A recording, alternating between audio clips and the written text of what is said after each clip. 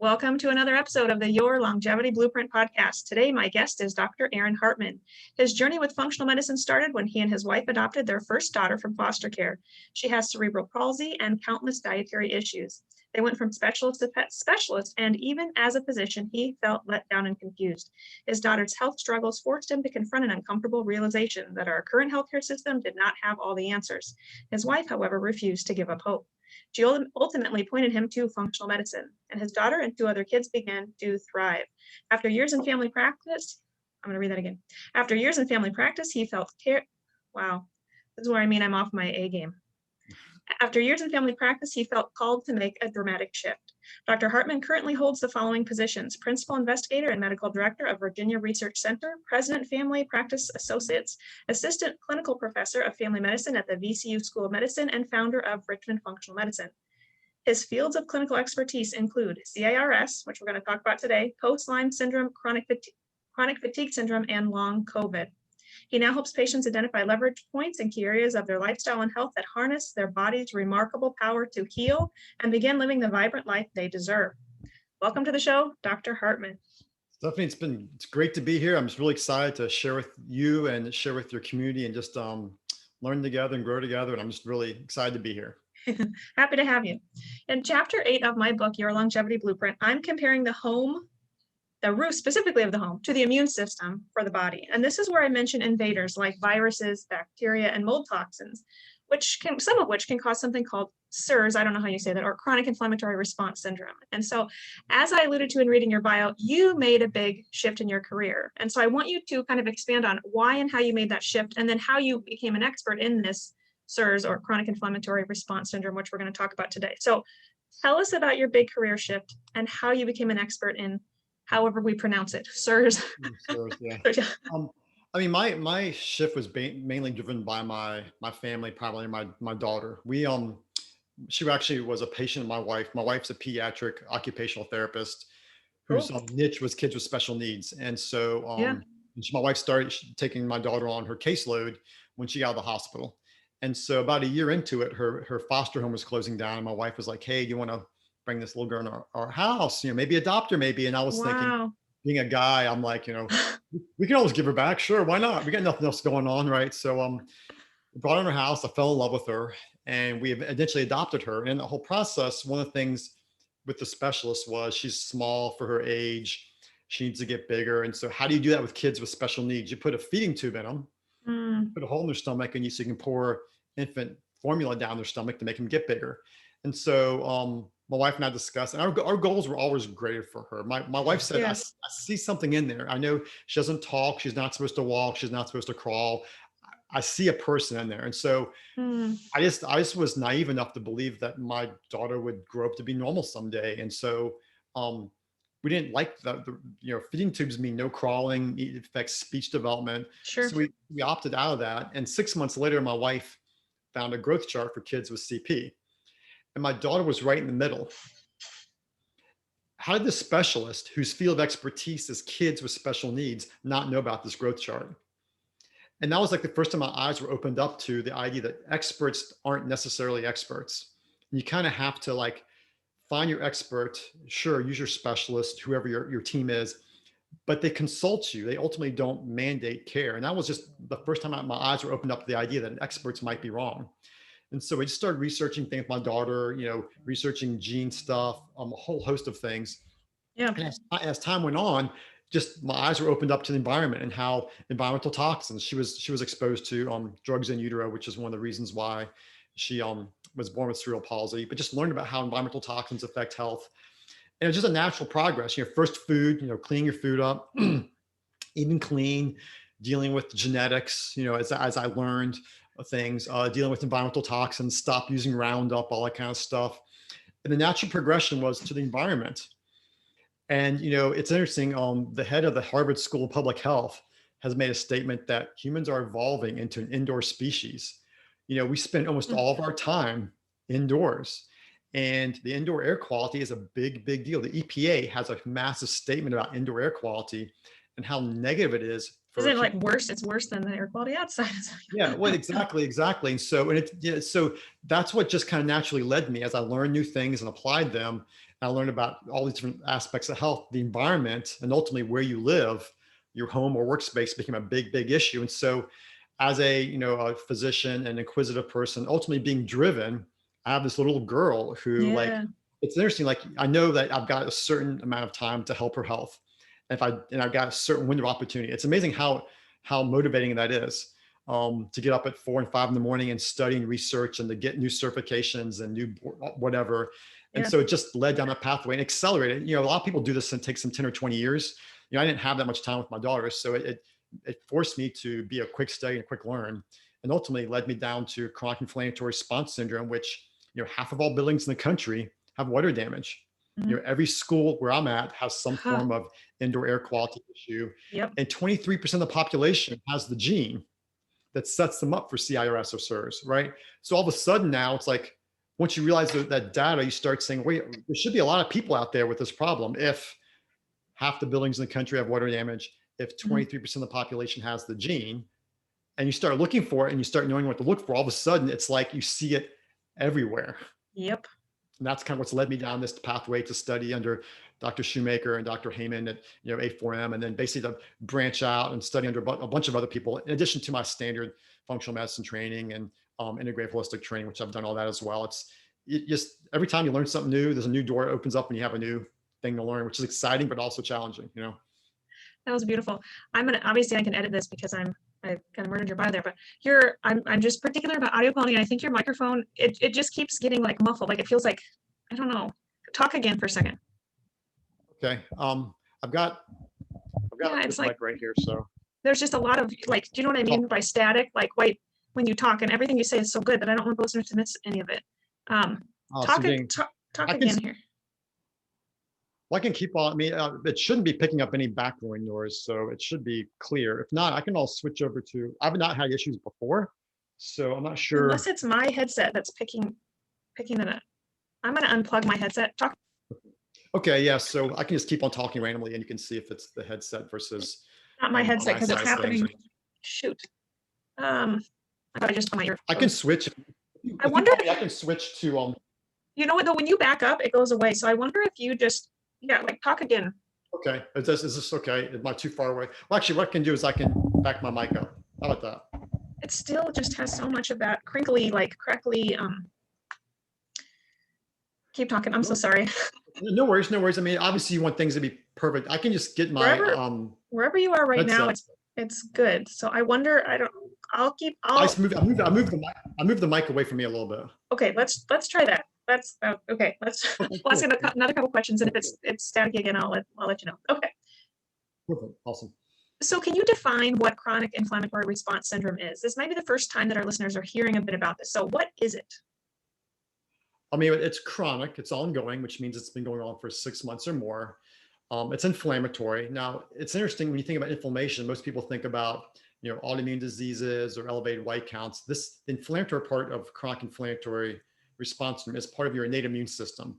So it involves things like your innate cells, dendritic cells, natural killer cells, cytokines. Actually, some of the Yeah, testing we do yeah, include cytokines, which people have cytokine storm. So it's a different kind of inflammation that the standard lab testing doesn't pick up unless you know what to look for. Response, you're responding to something. What are you responding to? Well, 80% of chronic inflammatory response syndrome is water damaged buildings. Okay. But there's also a version related to Lyme disease. There's a post-concussive part of chronic inflammatory response syndrome. Breast implants, there's actually a yeah. vaccinosis, according to Dr. Schoenfeld's work. He calls it Asia syndrome, which is autoimmune inflammatory syndrome induced by adjuvants, but it's very, very similar. So it's inflammatory. It's a response to something, and for our sake here, we're going to probably focus mainly on the mold. But there's a whole host of other things that can cause it. And it's a Sure. syndrome, and a syndrome means you have a listing of symptoms for research purposes, typically, that once you get the check boxes, in the case of CRS, it's about 90-95% accurate in diagnosing. That's called the cluster analysis. We have 13 classes of clusters. And if you meet a symptom and so many of those clusters, then you have a 95% chance, 90-95% chance of having this syndrome in a certain person. So that's it's chronic, it's inflammatory, different kind of inflammatory response to these things. And it's a Sure. syndrome. So what, I know you can't list all the symptoms. what are some of the most common presenting symptoms you see in patients that kind of then kind of alert you that, oh, we need to be looking for CIRS in this patient? Well, if I say these symptoms, it's going to start sounding very familiar to a lot of people. You'll see brain fog. You'll see problems thinking, lack of concentration, easy distractibility. You'll see weird pain, migrating pain around the body, weird, just aching pain, weird symptoms, tingling, burning, sometimes internal vibration, some kind of weird stuff. You'll see mood lability, mood swings. Okay. So there's a whole host of things. A lot of times people have gut issues, particularly diarrhea, for example. Sure. And so those are kind of the major high ones. And then there's secondary epiphenomena, we call them, which are secondary phenomena that are not primary. So you'll see antibodies like positive celiac antibodies, positive lupus anticoagulant antibodies within that with lab testing. But the main thing I think that brings a lot of people to me is the fatigue, is like the brain fog, which includes fatigue, loss of energy, poor sleep quality, non-restorative sleep, which sounds very much like chronic fatigue, right?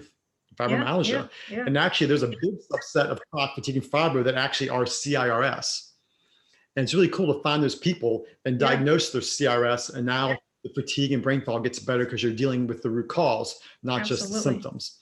And so that's like, I mean, there's a lot of, there's 37 different symptoms in the cluster, but again, there's hundreds of different symptoms, but those are the major ones people deal with. And the thing that brings people to me most often are like a lot of brain, mental, cognitive kind of things. Yep. So you kind of already alluded to this, but what other diseases fall under the title of CIRS? So you mentioned mast cell activation syndrome, and I had a wonderful guest, Beth O'Hara, who talked a lot about mast cell last year. But let's talk a little bit about that and the overlap, or I guess if you would call it the CIRS umbrella, kind of what falls underneath there. Okay, so 80% of it is water damage building. Okay. And within water damage building, it's actually mostly not mold. Okay, it's actually endomyces, like actinomyces and endotoxin. So that's where you have the crawl space in the beautiful house that has a CRS patient, because it's the endotoxins and the actinomyces from that crop, right? And that's another conversation for, but anyway, 80% is the water damage building. Then you've got a post-Lyme, you've got a concussion syndrome, you have physteria. Actually, physteria and like the blue-green algae was actually how Dr. Shoemaker first discovered this with watermen up in Maryland. It was actually fishermen who were being exposed to this basically overgrowth, these blooms related to runoff of pesticides, agricultural chemicals into the Chesapeake Bay Area. So you've got blue-green algae. But then there's actually like an exertional CRS where people overexert themselves, they overexercise, they overtrain, an overtraining one, and they get a lot of muscle breakdown. Over time, that causes low-grade inflammation that eventually can trigger a CRS phenomenon. There's post-concussive. People can get a concussion, and getting a concussion, also you get leaky brain and leaky gut. You get endotoxins. Wait a second, did he say endotoxins again? Yes, actually the bacteria in your gut make endotoxins, and you get a massive load through concussion-induced leaky gut that can lead to a TBI or concussion-induced CIRS.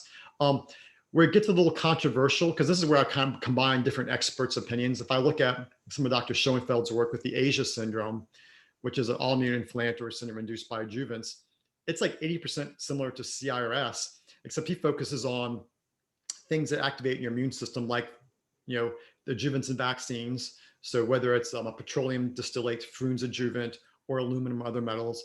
He also mentions silicone as an adjuvant, where and mainly in implants. Right. So I think personally, based on research, that a lot of implant disease is actually a different version of CIRS, and that's going to be controversial, by the way. But it's interesting when you look at the experts with implants, they're doing the exact same labs, right? C4A, C3A, TGF beta. The symptom cluster is almost the exact same. And that's where the more and more I learn about stuff, I'm getting a bigger umbrella. And then a lot of people with a lot of symptoms of CRS also have a lot of the POTS dysautonomia symptoms, right? Rapid heart rate, dysautonomia. And you start talking to patients, a large part of them are hypermobile. What did he say? Hypermobile? 1 in 30 Americans is hypermobile. And hypermobility increases your risk for elevated TGF beta, which, if you know your labs for CIRS, TGF beta is one of the secondary lab markers. And if you're hypermobile, you're more prone to have that Th17 imbalance.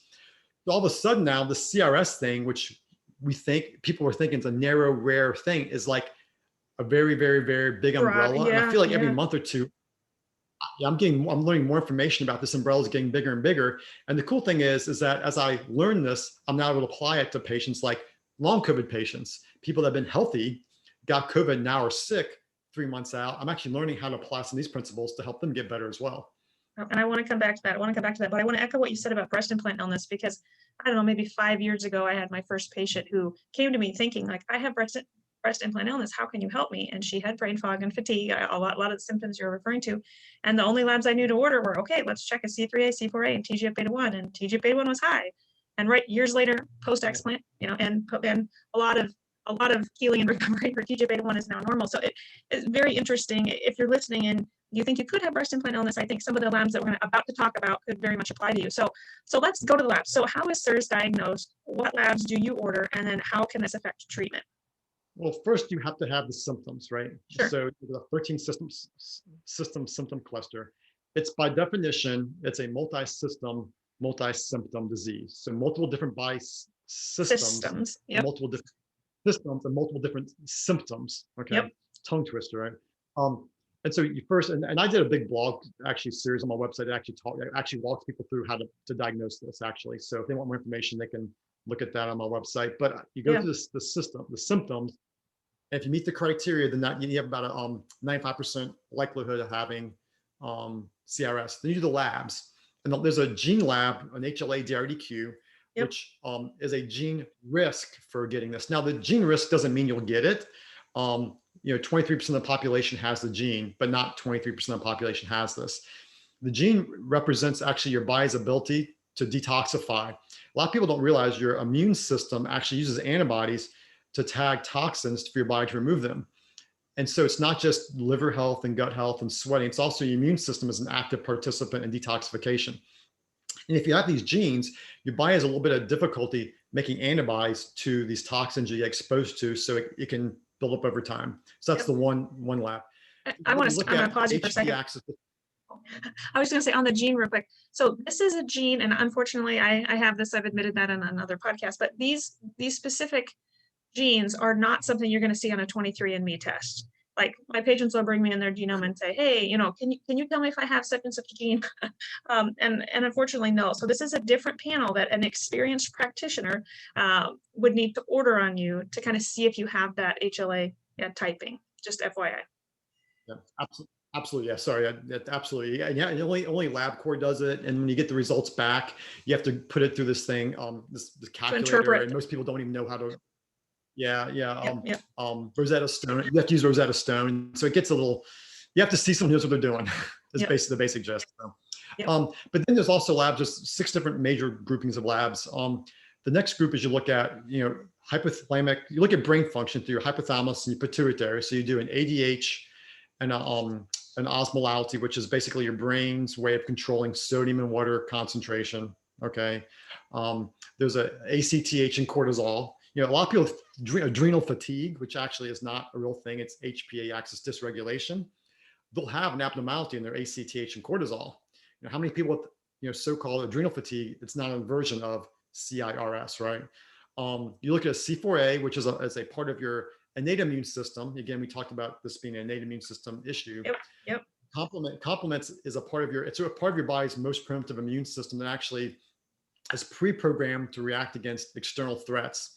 So it doesn't even require antibodies. It doesn't require B cells or T cells. By itself, it can recognize things, make these little attack complexes called MAC complexes, and make cells spontaneously explode. If that gets overactivated, like it does in CRS, you can have this overactivation of their immune system. MMP9, metallomatrix protein, is a tissue inflammatory marker that's elevated in these patients, can be elevated, not always in these patients. And then TGF beta is, there's a whole host of secondary labs. TGF beta, you can do a C3A, which you tend to see in patients with chronic infections like Lyme. Antibody testing, there's a whole host of other secondary tests, but the main 6 tests are the ones you mainly look at for the diagnosis. You will do the secondary tests if you're trying to ferret out autoimmune spectrum issues. And sometimes I'll do an infection panel on patients. Tons of things lining up, and it's more of a reflection of their innate immune system's inability to keep things suppressed. And then there's a VCS. I'm sorry, I didn't mention the VCS test, which is a super awesome test, visual contrast sensitivity test. It actually is a test that looks at blood flow to the back of your eyeball. The Air Force actually used this test, decades ago to determine if people on flight lines were getting exposed to too much jet fuels. Okay, the jet fuels actually were causing neurological issues and for some seizures. And so they want to figure out, how can we figure out if someone's blood flow to the brain is being negatively impacted? And they figured out this VCS test.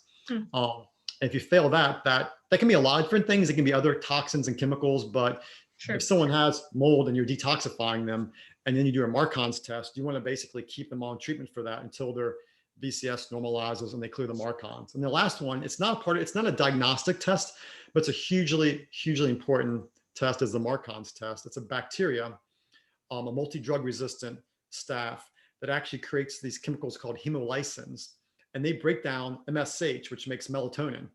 MSH is one of these master regulatory peptides in your brain that helps regulate sleep-wake cycles, pain regulation. It helps with gut health. If you have leaky gut, you tend to have MSH issues because it helps repair leaky gut. So all of a sudden now, and that was the one other lab I didn't mention in the diagnostic ones, MSH. Sorry about that. And so that's kind of like the introductory stuff that you want to do, like basic labs, VCS, Marcons. But then the environment, you could have had a past exposure 5, 6, 7, 8 years ago. It might not be a current exposure. And that's where, for my patients, I want to figure out, is the place you're living safe now? It could have been the last place you lived 2 years ago. It could have been your whatnot. I actually had one patient who lived in a moldy environment for years and years, and his CRS started after a tick bite. He got a tick bite, got Lyme, developed Hashimoto's, thyroiditis, and saw a bunch of thyroid experts, and no one could get him better because no one addressed his CRS. And the trigger was this tick bite from the place he lived, almost 10 years before that, right? And so sometimes it gets a little tricky when you look at the environment to figure out if it's just a past or a past and a present. But one of the key things I want to focus on when I see the patient is the place you're living now, is the place you're working now, going to school now, is it a safe place? Yeah, let's talk about that, because I would say that's one of the most difficult. I run all those labs in my patients, and I think one of the most difficult things for me is determining if they have acute exposure, or if we're looking at as a result of exposure from 5 years ago. If they know I was in a really moldy apartment in college or whatnot, kind of difficult to determine. I use the blood testing that you're recommending. I also use urine mycotoxin testing. Do you also use that or no? Yeah, I don't use urine mycotoxin testing. Based on some of the research from Dr. Hartman and Shoemaker, the urine mycotoxin testing represents more foods you eat, mold in foods. And so that's one of the things when you'll see people who ate like corn, for example, they'll have tons of fuminisins or other mycotoxins from and corn is crazy moldy. A lot of grains are moldy. And so it represents more, and doesn't also represent your immune reaction. You might, live in a moldy building. I've got the genes, that you're mentioning. I've got the genes. I have Marcons, but all my testing is negative. I don't have CIRS because my innate immune system has not been activated. Sure. And so you might have an exposure and have the mycotoxins in your urine, and it might not mean you have CIRS. And that's where the urine testing, the other thing about the urine testing, from my understanding of it, that's a little tricky, is you might be a poor detoxifier. You might not find and not get out. Yeah. And then you have to do chlorella and a sauna and other stuff to basically do some kind of like jogging to get things out. Or you might be an amazing detoxifier and you have tons of mycotoxins coming out. And it's because you're doing such a great job detoxifying. And so I think that's where, and the urine testing is a little controversial in the CRS world. And there's different labs do the chromatography different. So there's a difference between the real-time labs, the way they do it, versus the place. Great Plains. Great Plains. Great Plains. Great Plains. They don't do the testing quite the same. So there's a little indiscrepancy between there. But I started doing a lot of urine mycotoxin testing when I got into it, and it wasn't super helpful for me to figure out how sick a person was or wasn't. And you couldn't really track them, like were you getting better or not. And then as I did my training with Dr. Shoemaker and Hartman, I just kind of realized from the literature, the way they described it and the research I was looking at, it doesn't really tell me if their immune system is that whole chronic inflammatory response syndrome. Sure. So I've just kind of don't really do a whole lot. I use the money more for doing the expensive C4A that has to go to Jewish nationals and all that kind of jazz. That makes me want to come back to labs again. But for the listeners, because they know I do use urine mycotoxin testing, I think there is clinical utility. I do both. And I think you have to find a provider who knows what they're doing, that you click with, right? Who is able to help you. So I think there are different trains of thought for sure on this topic. And I think there's utility in both, in blood testing and urine mycotoxin testing. I do have a question though. So what I have found, I would say the limitations of blood testing for me are when patients are on steroids. So like I have patients who may come to me on 30 milligrams of prednisone, and I feel like that's going to skew some of their blood tests. How do you approach that? Do you still run the labs? Do you not? I still run the labs. Yeah. I see the exact same thing. Yep. I'm not sure if you're seeing what I'm seeing, where their adrenal issues are being treated with steroids, and it's like it takes me a year to like wean them off of it, Yeah. or they're being treated symptomatically for their thyroid, and so they're getting tons of thyroid hormone put on board, and they come to me just totally crashed out because their adrenals are a mess and they're on tons of thyroid, and no one's addressing their CIRS. Everything else. Yep. That's difficult. I tend to I know what I know and I don't, but I just don't know what I don't know. And my response to that is like, I just kind of stick with the symptoms. The good news is the symptoms account for the 95% diagnosis, right? And the labs are kind of helping guide some of your stuff. I still do the labs.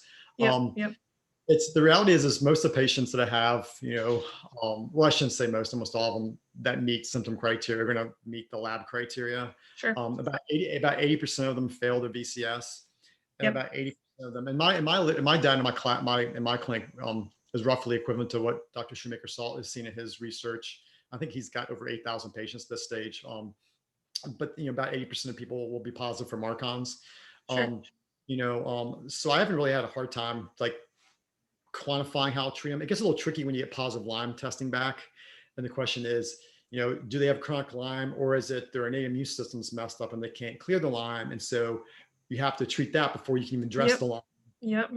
Patients with that. And that's where I think ultimately, you have to individualize this for a patient. It's not just, absolutely. It's not protocol driven. It's not, I do this way or that way, or I do the functional medicine integrative. You have to like look at the patient, where they're coming from. One of my patients right now, and this is blows my mind. Okay, she came to see me with adrenal fatigue, and I'm sorry, with Addison's, diagnosis of Addison's. Okay, on hormones, diagnosis of type 1 diabetes. Okay, she had a positive GAD antibody testing at the local university, crashed out, just terrible, right? I diagnosed her CIRS. I didn't think her type 1 diabetes was type 1. I thought it was type 2 with other things. Started treating that. Diagnosed her sleep apnea. Diagnosed her hypermobility. Did all those things, and her A1C came down from 10 to 6. Got her off for prednisone. Retested her GAD antibody. It's normal, right? And she's positive for all the CRS labs. She is still living in her moldy house. She's not moved. And it's just like, it's blown my mind that she's doing so, and she's had tons of supports, people making food for her, treating her sleep apnea, like all these kind of things, addressing with nutrients or hypermobility. It just is just like crazy that she still is in her moldy house, has not left, and she's doing so well. You got to individualize it. For her, she can't afford to move. She can't afford to do it house. She's in a community with her local community of faith. They're basically providing food for her and taking care of her. Yeah. Got great supports. And it just reminded me how important those basic things are, like support and food and community. And she can still live in a moldy house. She's made strides. Yes, still in a moldy environment. Yeah. So that's where that's where individualizing. Ultimately, we have these criteria and we have these labs, but you got to ultimately see the person in front of you and take care of them as a person. Yep. I want to stick on topic of labs for a moment. You mentioned C4A has to be sent out to National Jewish. And I would say the second most frustrating part of treating CIRS is getting labs to run the correct labs. So if you're listening and you want some of these labs run, all of which I'll post in the show notes, all of which are listed in my book in chapter 8, it is important that you find a provider who knows where these labs need to be sent out to. Do you want to speak to that just for a minute? Well, the labs are kind of, we can talk about TGF-beta, for example, which can be easily contaminated with platelets. So you have to double spin it, right? And most labs don't double spin it. If you're drawing in your office a C3A and C4, you have to have a special freezer that gets till below -40 degrees. And you have to make sure it's shipped frozen on dry ice to where it's going. And so that's where if a person goes to just a regular old, and then And the data is actually they do it differently at Jewish Nationals. Quest sends all their stuff to Jewish Nationals, and LabCorp does theirs in house. And that's where it's important, like how they're processing it. A lot of people don't realize that. I had a patient in Northern Virginia that I had tried to order the stuff at their local Quest. They didn't have dry ice there. And so I've kind of taken all things in house and been like, I'm drawing patients' labs. I got the stuff in house to get them the right way. It's just so hard. Whether it's platelet contamination or whether it's the not being shipped on dry ice or whatever, these labs, it's a frustrating thing. Yeah.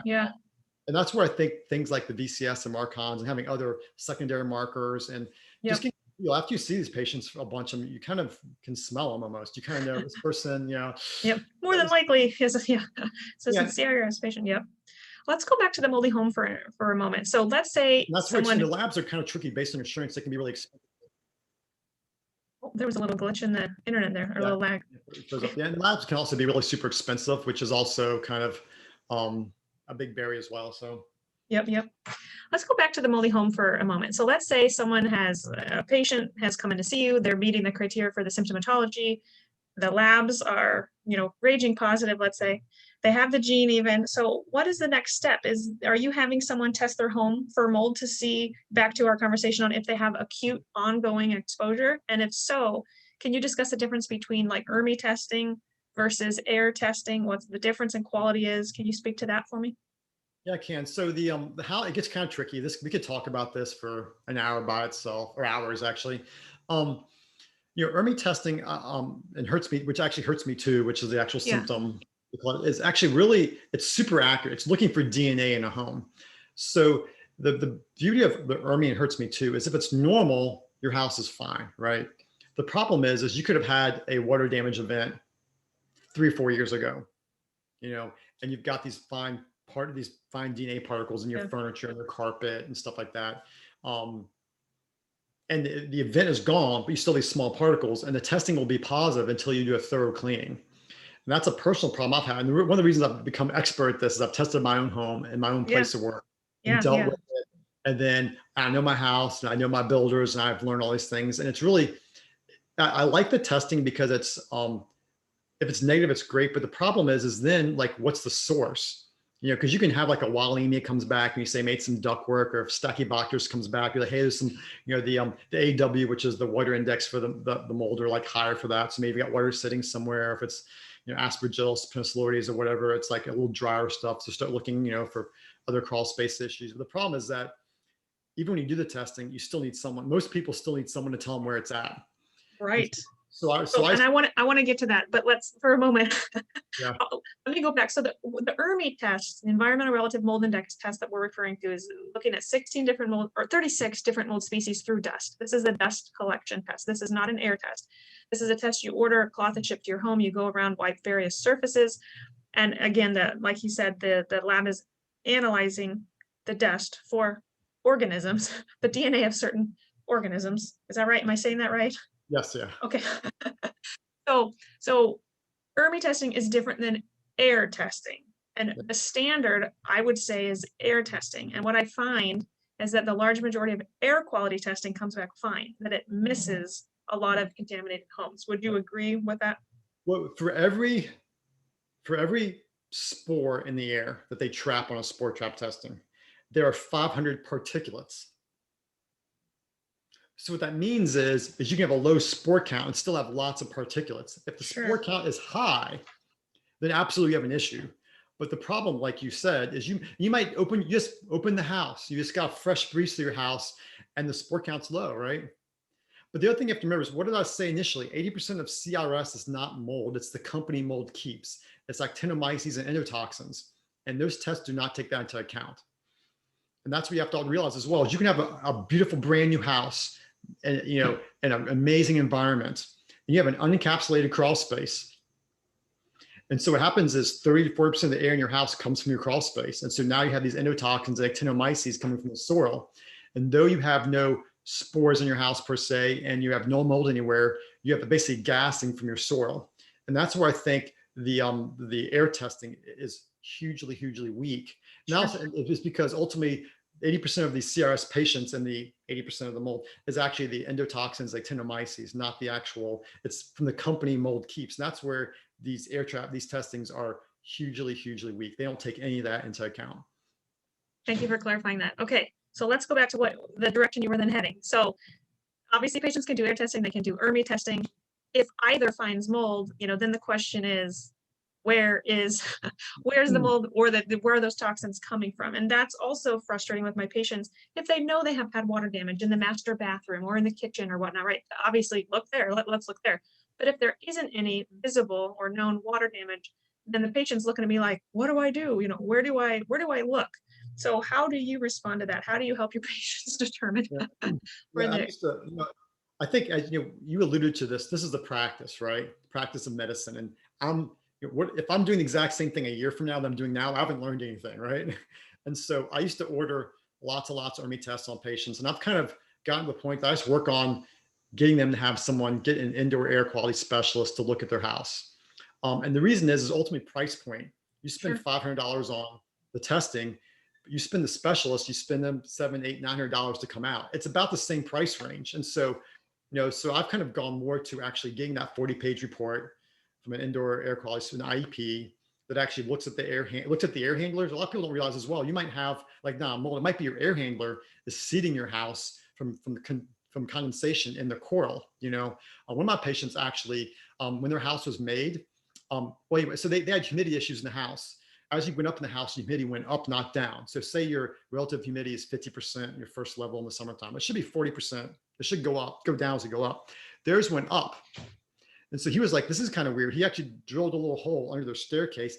They did not have the tie-back wrap on their house. The wrap on their house was not put on. And how did he figure that out? Because he knew his stuff. And that was something that no test would have picked up. Sure. And that's why I think, how does someone go about finding one of these specialists?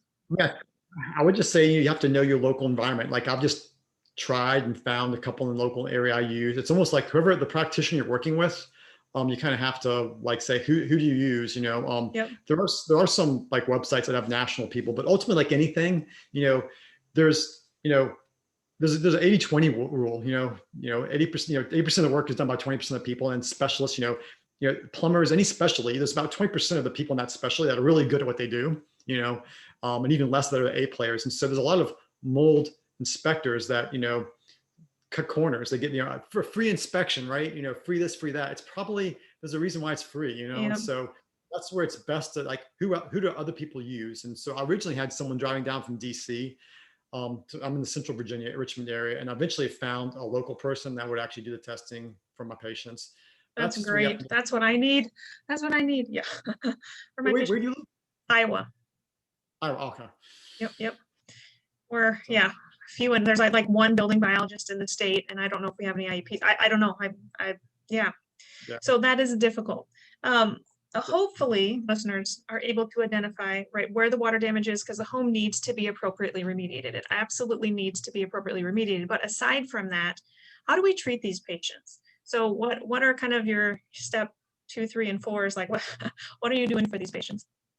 I mean, first and foremost, you make the diagnosis, then you start just treating them, and the best binder, I know it's one of the controversial things, but the best binder to get these, the mold toxins out of your system. And the mold toxins are tricky because they have like a polar head and a non-polar tail, which means they can float in and out between fat soluble and water soluble compartments.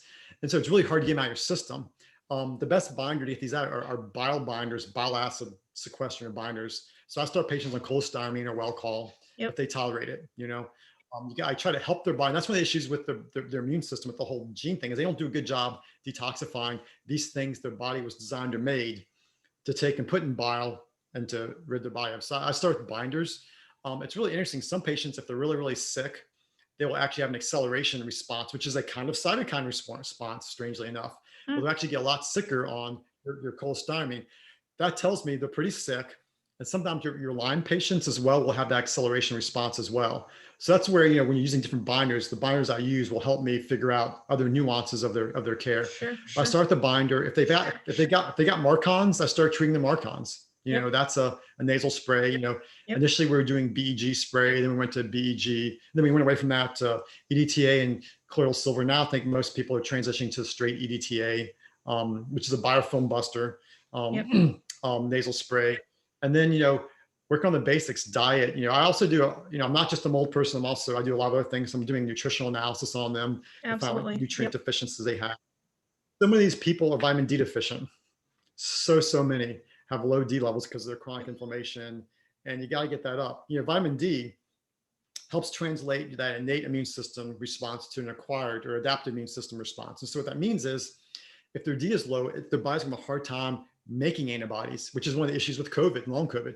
If your D is low, you have a hard time making antibodies, and so I do a nutritional analysis looking at these things. A lot of these people have, almost a quarter of patients with CIRS have an illness or sickness syndrome. It's a trauma from their illness.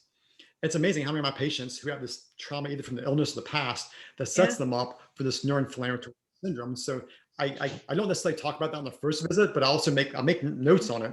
Right. Because a good percentage of my population, 6 months, 8 months later, we'll get some progress where we get stuck. And it's like, okay, let's look back at some of this trauma, either from your illness or from your past. The mind-body connection is really, really huge in these patients. But basically binders, nasal stuff. And then I would just walk through the stepwise process of the triangle, so to speak, of treating these patients. There's also other things like mast cell activation syndrome, hypermobility, patients that are hypermobile. There's actually a gene, one of the HLA DRDQ genes actually is associated with hypermobility. It's associated with HPA damage disease, or vaccinosis. And so I'll look for hypermobility in my patients because if they are hypermobile, I know they need more collagen. I know they need more vitamin C and trace minerals. So there's a lot of other nuances as I'm looking at these patients that I'll kind of ferret out. But the first thing is your binders, your treating your Marcon. And if they're constipated, you gotta get them pooping. Absolutely. A lot of these patients have, and like if you're talking about detoxification of these things and you put it in the bile and it gets reabsorbed because you're not pooping, then you gotta poop, right? And so that's where fibers and other things to help them poop. And that's one of the downsides of cholestyramine is it can be constipating. And so sometimes you're just balancing how patients respond to everything. And that's where this all becomes individualized care. Sure. And how long, I feel like this isn't even a good question, but I'm still going to ask it. How long does it take for some of these sick patients to start feeling better? It really depends. I've had some patients that treating the Marcons has made them like night and day. I've had some patients that, one of the things I do as well, based on some of Dr. Patricia Kane's research, she's the big lipid person, is lipid therapy. Yes. It's interesting how phosphotylcholine, oxbile, the TUDCA helps burn off on these lipid rafts that are part of this whole, inflammatory syndrome actually burns or chars your cell membranes using lipids. I've had some patients who couldn't tolerate cholestyramine, who couldn't tolerate the nasal spray that I focused on lipid therapy, which helped the liver detoxify. It also helped change out the phosphotylcholine. And the interesting thing is a lot of people get the sympathetic overdrive, right? This fight or flight response, which I'm sure you've seen as patients. And improving phosphatidylcholine actually helps balance that parasympathetic sympathetic balance a little bit just by giving them PC. And so I just kind of walk people through this. And but when you're saying lipid therapy, just for the listeners, he's talking about phospholipids, right? Something phosphatidylcholine. Is that something you're giving orally? Are you giving it IV? How are you dosing that? I started early. IV is really expensive. And so I usually reserve that for patients who can't do anything else. I'm usually doing it orally. I'm doing balanced omega-3s and omega-6s. They need an oral change. You need to replace their lipids, and it's a process. I'm also using a lot of butyrate. It's interesting how much butyrate helps. Your gut makes butyrate. This is gut-brain connection, and your gut makes butyrate, which helps clean off your cell wall membranes. And so a lot of people, because of their gut issues, just aren't making butyrate. And then the TUDCA and oxbile are basically things your body makes and puts in bile that actually help scrub off your cell membranes. And so I'll use that as part of the lipid therapy. Sometimes I'll add Moducare. Sometimes I'll add other anti-inflammatory things. LDN was naltrexone. We started talking about that before we were recording. Please mention, LDN. LDN is another kind of thing that I am starting people on earlier and earlier and earlier now. It's an immune modulator. It helps balance that Th1, Th2. It helps Yep. boost natural killer cells, which most of these patients have low natural killer cells. SIBO, how many patients do you see have SIBO? Mhm. Motility issues, LDN helps with that. And it's also interesting, you mentioned the chronic fatigue and fibro, I guess, before we started recording, but I will use a lot of LDN with those patients because that effect of lowering that neuroinflammatory process, the brain on fire process, LDN just helps with so many things. It's a super, super, super safe prescription medication. The biggest issue I've had with LDN is just people, it helps. Sometimes it affects their sleep and sometimes people get Mhm. anxious about it. But if people take it either earlier in the day, or even microdosing, I'm not sure if you're doing microdosing with the Mhm. LDN now, but I'm Yep. doing microdosing where you're doing like 0.1, 0.5, even topical because they can't tolerate the oral. So Yep. again, this is all the art. This is all the art of these kind of complex patients. Lots of nuances, as you mentioned. Another one I want to get to is EMF. So how do EMFs affect CIRS? Okay, so the way I think about EMFs, I mean, we're all exposed to EMFs all the time. Your car, your cell phone, they're everywhere. And when your brain's on fire, have you ever pinched a nerve in your neck or had a Yeah. slip disc in your back, something like that? And like all of a sudden, like I remember when I did this in my neck, I could feel the pebbles in the road through the steering wheel. I could literally feel the vibrations of the road. It was like, oh my gosh, this is no wonder people are so miserable, right? This is so crazy. My whole brain, my skin is buzzing from a little twinge in my neck. And the way I kind of compare that is like when your brain's on fire, you're now reacting with the electromagnetic fields, and and not every mold patient is that sick. Not every CRS patient is that sick, but there is a subgroup that are so bad off that fluorescent lights bother them, cell phones bother them, computers bother them, and so that grouping is really difficult because of that degree of neural inflammation. That's also a group that a lot of the trauma therapy, whether it's DNRS, can be helpful. Body therapy, craniosacral work can be helpful because Yep. that's when I kind of use all my integrative tools with those patients because they're so on fire. Like I can't give you cholestyramine, I can't give you LDN. You're so on fire, I can't get you in my office half the time, right? It's like, how can we work on that? That just your brain is so on fire that you're literally reacting to EMF in your environment. So those patients are super tricky. Yep. It's a small subset of my population. But yeah, it is when people have those issues, it is difficult. And to date, they've all either had Lyme mold, something like that going on that we've had to address to Yep. help with that sensitivity. Yep. Last few questions here. I do want to talk a little bit about long COVID or post-COVID syndrome because that is also something you specialize in. And so before we started recording today, we talked a little bit about, I was just asking your professional opinion on if you felt like COVID or patients who had long COVID in these situations, if some other underlying issues were kind of being revealed with these cases. And you said absolutely yes. So do you want to talk a little bit about how functional medicine practitioners are kind of set up to be able to better help these patients and then what you have found in these long COVID cases?